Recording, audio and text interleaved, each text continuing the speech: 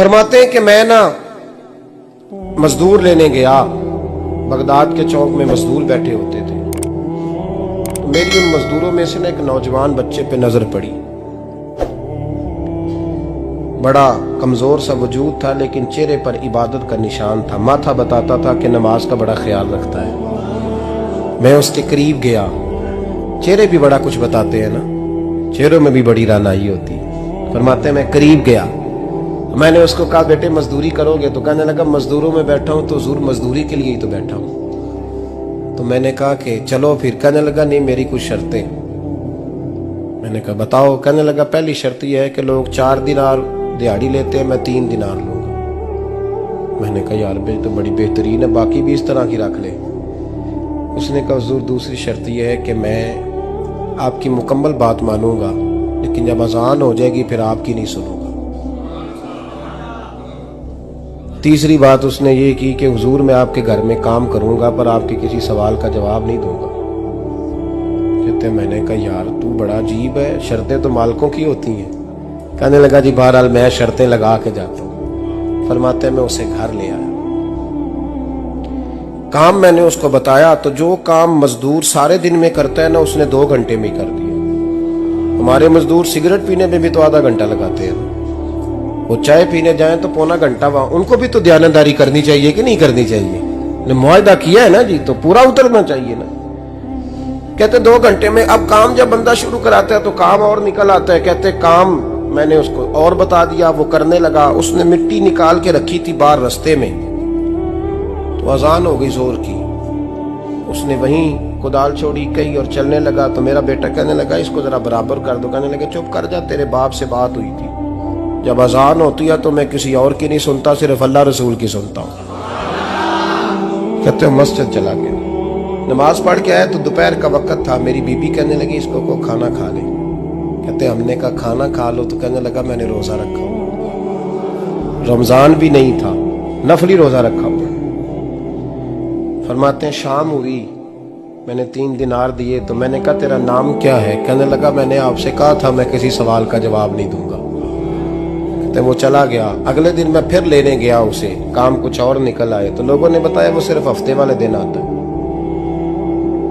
मैंने कहा क्यों? कहने लगे जी वो कहता है मेरा हफ्ते का खर्चा 3 दिनार है, जब 3 दिनार कमा लेता हूं तो बाकी सारा टाइम अल्लाह रसूल की जिक्र में गुजार दिया करता हूं।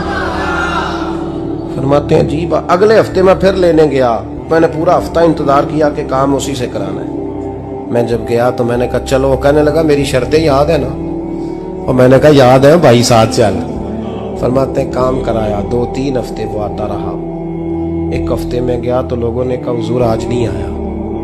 क्यों? कहने लगे बीमार हो गए। कहाँ घर है? कहने लगे बगदाद के कब्रिस्तान के पीछे जो कच्ची आबादी है उसमें रहता है। फरमाते मैं गया, दरवाजे पे दस्तक दी तो कहने लगा हुजूर आप हैं? दरवाजा खोला है, आ जाइए। फरमाते मैं अंदर गया तो मैंने कहा तुम्हें कैसे पता चला मैं आया हूँ? कहने लगा हुजूर अल्लाह वाले हो, आप नहीं आना था, वरना अमीर तो गरीबों का पता लेने कोई नहीं आते। कहते मैं करीब गया तो कहने लगा मैं आपका इंतजार कर रहा था, तेज बुखार है, तप रहा। जेब से कुछ पैसे निकाले, कहने लगा ये पैसे रखने। एक अंगूठी निकाली, कहने लगा हुजूर आज रात को मेरा इंतकाल हो जाएगा, इन पैसों का कफन खरीद के सुबह जनाजा पढ़ के मुझे दफन कर देना, और जब दफन करो तो ये अंगूठी लेके असर के बाद हारून रशीद के पास जाना। आप उसे कहना मैंने मिलना है, पर वो आपको टाइम नहीं देगा। आप उसको आवाज दीजिएगा कि तेरी एक अमानत है मेरे पास, फिर वो आपसे मिलेगा तो अंगूठी दे दें, फिर आप मेरी तरफ से फारिग हैं। हजरत फरमाने लगे तेरा नाम? और कहने लगा हुजूर वक्त थोड़ा है, आज रात मैंने जाना है, बड़ी लंबी माफी मांगनी है रब करीम से, अगर मुनासिब समझे तो मुझे अपने रब से तन्हाई कर दे। फरमाते हैं मैं आ गया, पर उसकी बातों ने मुझे सारी रात सोने नहीं दिया। फरमाते हैं सुबह बड़ी मुश्किल से सूरज निकला, मैं गया दरवाजे पे हाथ रखा तो दरवाजा खुला हुआ था। अंदर दाखिल हुआ तो खुशबुएं मेरा इस्तकबाल कर रही थी। जब चेहरे से कपड़ा हटाया तो उसका तो इंतकाल हो चुका। इंतकाल हो चुका है, ऐसे है जैसे किसी का दीदार करके सोया।